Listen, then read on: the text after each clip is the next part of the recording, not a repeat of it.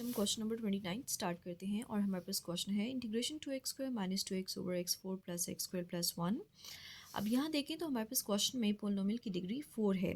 तो हमने इस ऐसी डिग्री के साथ प्रीवियसली कोई क्वेश्चन सॉल्व नहीं किया, सो हमें इसको थोड़ा सिंप्लीफाई करना पड़ेगा ताकि हम इसको इजीली फर्दर सॉल्व कर सकें। तो मैंने लिख लिया 2x² minus 2/x4 plus x² plus 1 और इसमें मैंने x² को ऐड भी कर दिया और सब्ट्रैक्ट भी कर दिया।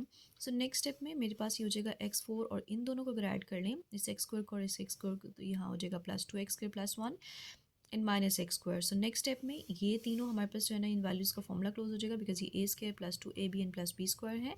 सो x² प्लस 1 होल स्क्वायर का फॉर्मूला क्लोज हो जाएगा और यहाँ ये माइनस x होल स्क्वायर लिख लेंगे।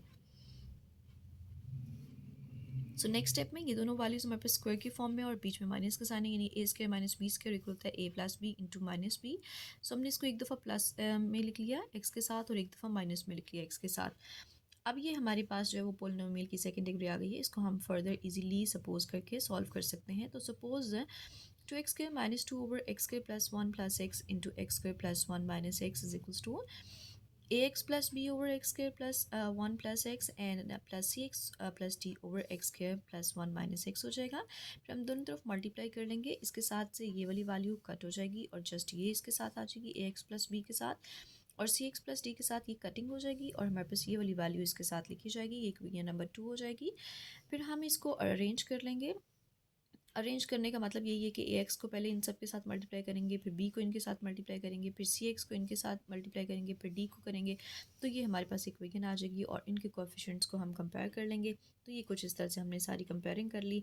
जैसे एक मैं बताती हूँ कि हमारे पास यहाँ पर क्यूब की कोई वैल्यू नहीं, सो 0 आ जाएगा और साइड पे ए एंड प्लस हमारे पास सी है एंड सो ऑन। इस तरह से x² x एंड कॉन्स्टेंट्स को हम कंपेयर कर लेंगे।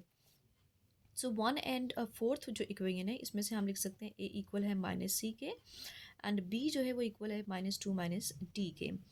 और अगर हम 2 और 3 को ऐड कर दें तो हमारे पास ये a और b की कटिंग हो जाएगी और हमारे पास आ जाएगा 2c n plus 2d is equals to 2।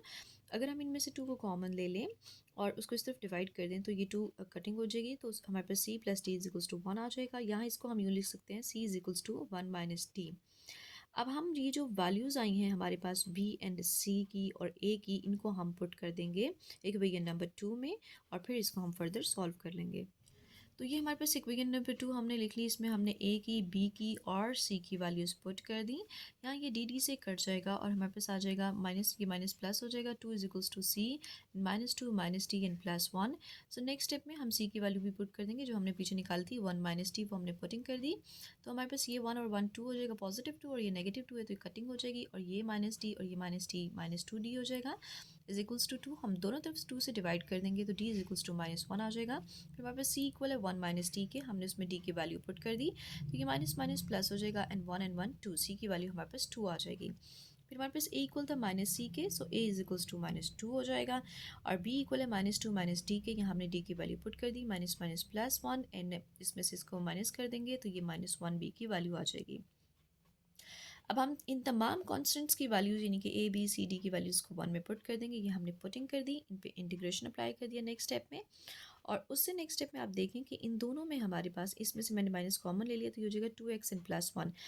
अब नीचे हमारे पास फंक्शंस और ऊपर इनके डेरिवेटिव हैं, सो सिंपली हम इनके पे जो लॉग वाला रूल है वो अप्लाई कर देंगे। ये हो जाएगा log of x² plus 1 plus x and plus log of x² plus 1 and minus x and plus c।